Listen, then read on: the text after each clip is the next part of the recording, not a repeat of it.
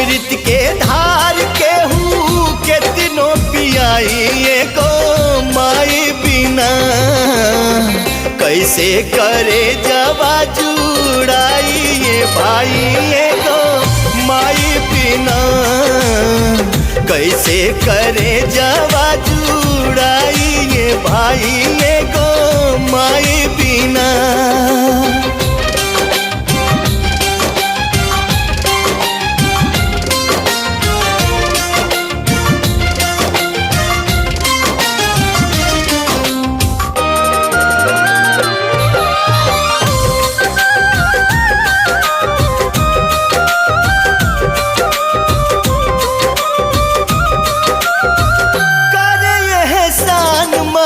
दुनिया देखावेली बोले बतियावे और चले भी सिखा।